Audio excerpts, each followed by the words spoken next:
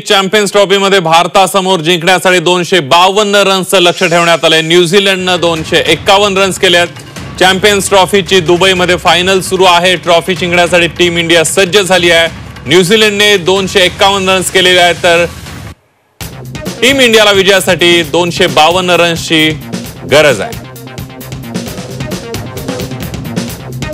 आणि याविषयी अधिक माहिती घेण्यासाठी जाऊयात मुंबईमधून आपले प्रतिनिधी मनोज कुलकर्णी आपल्या सोबत आहेत, तर नागपूरमधून अमर काणे आपल्या सोबत आहेत। पहिल्यांदा मुंबईला जाऊयात। आपण बघतोय मनोज, मोठी उत्सुकता आहे या सामन्याची सगळ्यांना, आणि भारतासमोर दिलेलं जे आव्हान आहे ते दृष्टिक्षेपात आहे। फार मोठं आव्हान दिलेलं नाही, भारत लिहिल्या पार पडेल असं वाटतंय मनोज। अगदी बरोबर आहे। भारताची ही मॅच आहे, फायनल आहे, आणि या फायनलमध्ये भारतीय क्रिकेट संघानं 251 धावांचं जे लक्ष्य आहे ते न्यूझीलंडला दिलेलं आहे। आणि आता मॅच कशी होणार याकडे सर्वांचं लक्ष लागलेलं आहे। सुरुवातीला न्यूझीलंडच्या फलंदाजांनी चांगली फलंदाजी केली होती, परंतु जे भारतीय स्पिनर आहेत त्यांनी मात्र मधल्या काळामध्ये पूर्णपणे अंकुश लावलेला पाहायला मिळतो आहे। आणि 251 धावांचं एक माफक असं लक्ष्य भारतीय फलंदाजांसाठी देण्यात आलेलं आहे। मी आता ओव्हल मैदान या ठिकाणी, आणि या ठिकाणी काही क्रिकेटपटू आहेत, आपण त्यांना विचारणार आहोत। 251 धावांचं जे लक्ष्य दिलेलं आहे न्यूझीलंडनी, काय वाटतंय? तर तुम्हाला काय वाटतंय, भारत जिंकणार ही मॅच? कोण खेळेल? जिंकेल आता आपला विराट कोहली आहे, विराट कोहलीवरती भरोसा आहे। रोहित शर्मा पण आता 100% द्यायचा प्रयत्न करेल, तर जिंकण्याचा प्रयत्न करेल। सुरुवातीला न्यूझीलंडचे फलंदाज चांगले फलंदाजी करत होते, टार्गेट जास्त वाटेल, आउट झालेले, पण आता आपले बॉलिंग नाही जर चालली तर थोडा मार खाला बॉलर लोकांनी आपला, म्हणून काय ना 251 चेजेबल स्कोर आहे।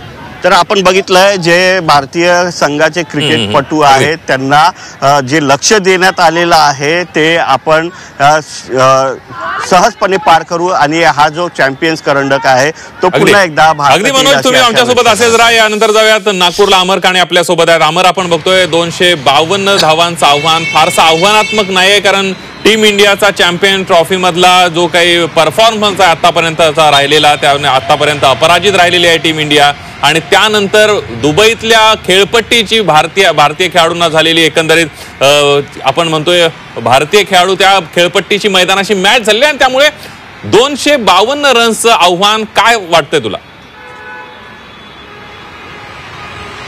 नाही, खरं तर आपण अजून 20 रन आधी रोखू शकलो असतो न्यूझीलंडला, पण भारतीय फास्ट बॉलरची चांगलीच धुराई केली आहे। म्हणजे मी एक तुलनात्मक कॅल्क्युलेशन सांगतो। 38 ओव्हर्समध्ये आपल्या स्पिनर्सनी फक्त 104 रन्स दिले आहे, तर दुसरीकडे 2 फास्ट बॉलरनी अगदी 12 ओव्हरमध्ये 104 रन्स मोजलेले आहे। यावरून तुलनात्मक किती फरक दिसतोय स्पिनर्सचा मध्ये आणि फास्ट बॉलरनी। आणि भारताची म्हणजे सीमारेषेजवळची जे क्षेत्ररक्षण होतं आज ते तुलनात्मक चाललं नव्हतं, त्याचा फटका बसलेला आहे। आता मी या मॅचच्या एकूण कॅल्क्युलेशन्सवर जेव्हा सांगतोय 251 रन हे नक्कीच आव्हानात्मक आहे, कारण की न्यूझीलंडच्या टीमचा सगळ्यात मोठा प्लस पॉईंट त्यांची फिल्डिंग आहे। म्हणजे यापेक्षा 25 रन जास्ती पकडूनच प्रत्येक टीमला खेळावं लागतं।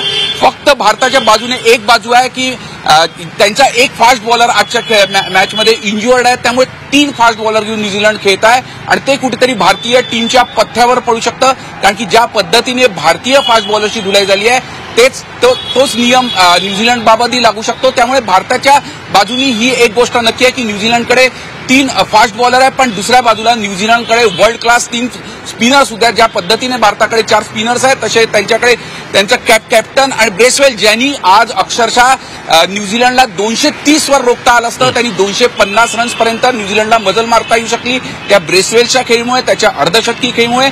त्यामुळे आजची मॅच नक्कीच भारताच्या बाजूने जरी असली तरी न्यूझीलंड नक्कीच संघर्ष करेल, कारण की किवी ही नेहमी झुंज देणारी एक टीम आहे।